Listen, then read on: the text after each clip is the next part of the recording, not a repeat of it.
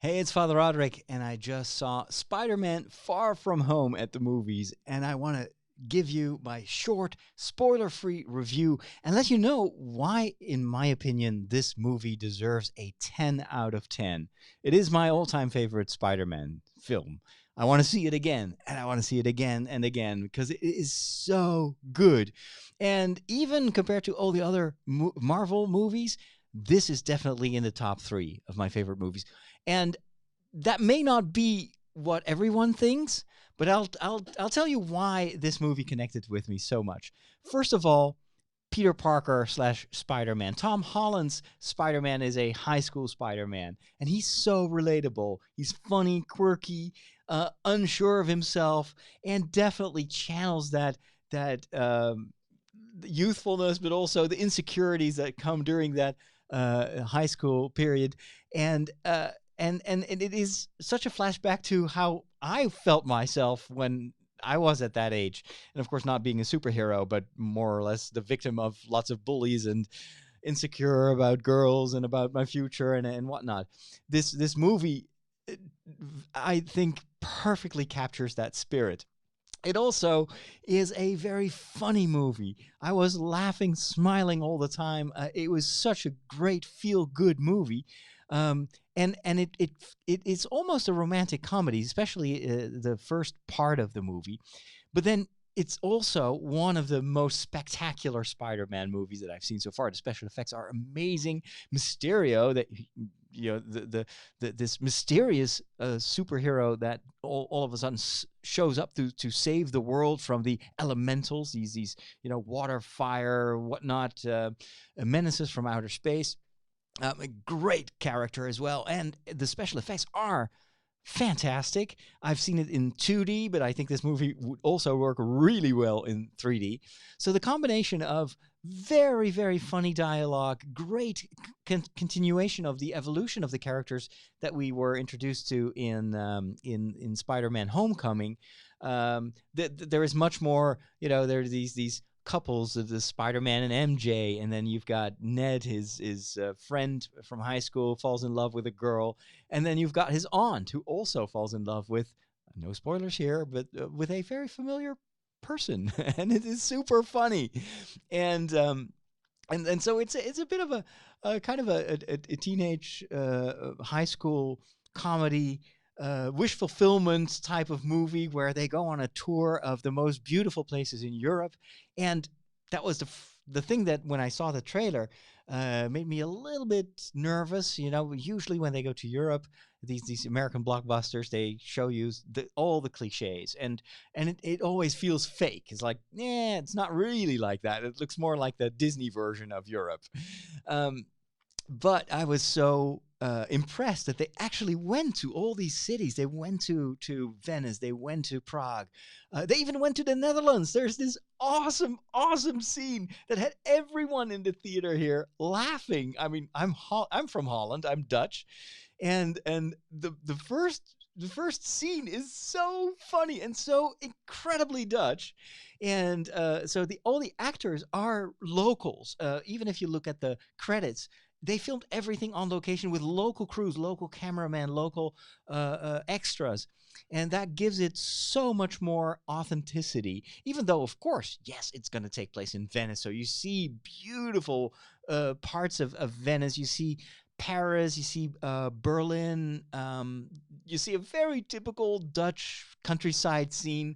And of course, Europe is much more than that, but it is still filmed on location, and that is why it is believable. Did I mention that it was hilariously funny? I mean, they really play up the comedic element of all these different places, and when they are in Italy, in Venice, it feels like Italy. It's like, oh yeah, I've been in situations like that. I've been in a hotel like that, well, almost, and so that was very well done. And of course, Peter Parker, being a teenager, has these, of course, he's a superhero and now part of the Avengers, but he's also just a boy who falls in love with MJ and comes up with this great plan to, express his feelings for her. And the way the way that he comes up with the plan is like, oh my gosh, I so had similar plans when I was in 15 years old or 16 years old. It's so funny. And then, of course, reality is always different from what you imagine it to be. And also, Peter Parker has to experience that, has to learn that, well, you know what? Things never turn out the way you want them to. And yet, there are some very, very good payoffs of all those plans and all that stuff. Speaking of MJ, played by Zendaya, who is both a singer and an actress, she is amazing in this movie. So well acted, and really on par with Tom Holland. Zed is crazy, is great. Happy is there, of course. Everyone is playing an A game in this movie, and it all works. I love Mysterio, and his role. I can't say much about it because that would be spoiler territory, but he is a very memorable character. Let's put it that way. Of course, there are also spectacular action scenes, very over the top.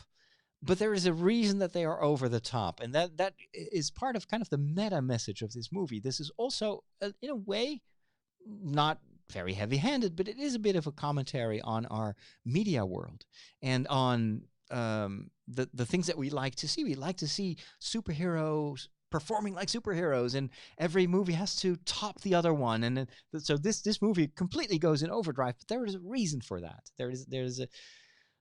They integrated that in the story. And another topic that is introduced here, and which will have wide-ranging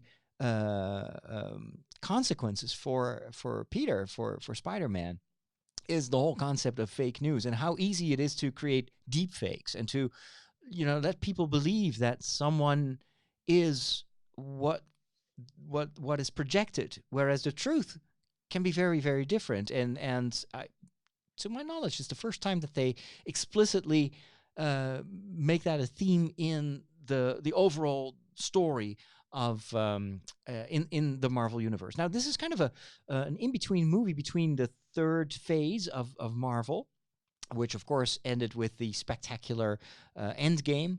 This movie is still a sequel to that, so you will see a lot of references to the events in Endgame, and it makes this movie even better. It's there are so many moments like oh wait, what? Oh wow.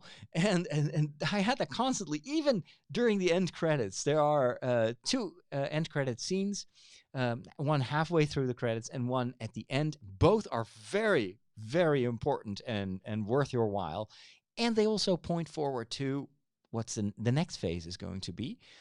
And I am already excited about what they showed. It's just a glimpse, but you're like, whoa, they have a bigger plan, and it's very different from what we've seen so far. So a great continuation, I think, of the storyline so far. The music is great. Giacchino did the soundtrack. Does that man ever sleep? And especially during the movie, I didn't really pay much attention to it. There's some great songs as well that are also sometimes callbacks to music that we've heard previously in the Marvel universe. And the opening song is so funny. You're like, I don't think it's a spoiler to say that it's like I Will Always Love You, by sung by Whitney Houston. Originally, of course, a song by Dolly Parton. And you're like, wow, that is a genre breaker. That's that music. How does that fit into the Marvel universe? And then when you see why they play that music, oh my gosh, I was like, this is the first joke, and I'm already laughing so hard. This is only gonna get better, and it did. I had a smile on my face throughout the movie. Let's see what else is there.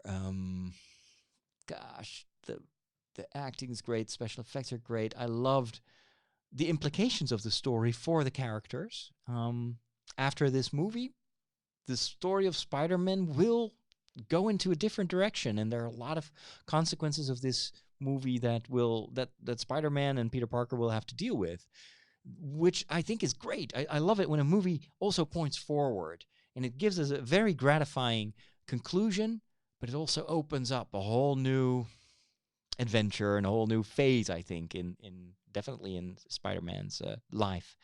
Um, there are some cameos, some surprises, some characters that return from parallel Spider-Man movies or realities. I mean, that's all I'm gonna say about it. It was like that is so cool, and at the same time, you're like, how does that work?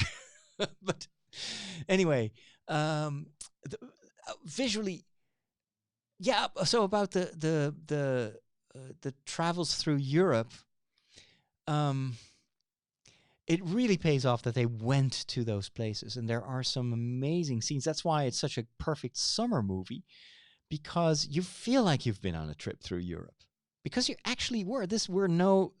Obviously when a city like Venice gets destroyed or almost destroyed, then it's probably not the real Venice that they destroy.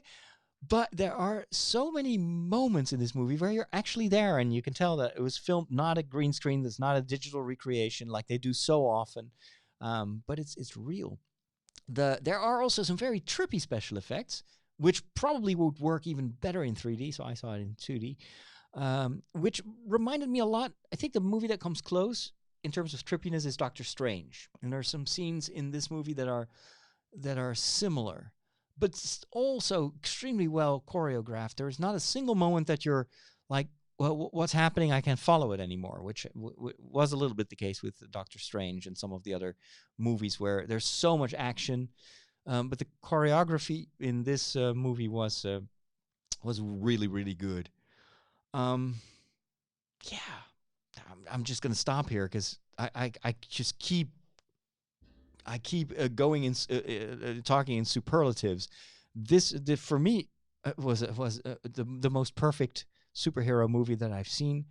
But it's also because that's my taste. I like romantic comedies. I like to smile. I like to laugh. I like to be reminded of my own, high school childhood, and again, I think the thing strikes that strikes a chord in me is that Peter Parker is one of the most relatable superheroes, both as Spider-Man but also as Peter Parker, genuinely sympathetic, and you want he's really the friendly neighborhood Spider-Man, and he almost becomes the friendly neighborhood superhero in my own local theater. I'm definitely going to see this movie again. Probably going to see it more than once, because it's such a thrill. It's such a great roller coaster. So much fun. I think the humor works probably also just as well the second time. And there are a lot of little details in there and references. And I can't wait to hear the full in-depth spoiler-filled reviews from many of the podcasters that I follow. Highly recommended. Go check it out. And thanks for watching this.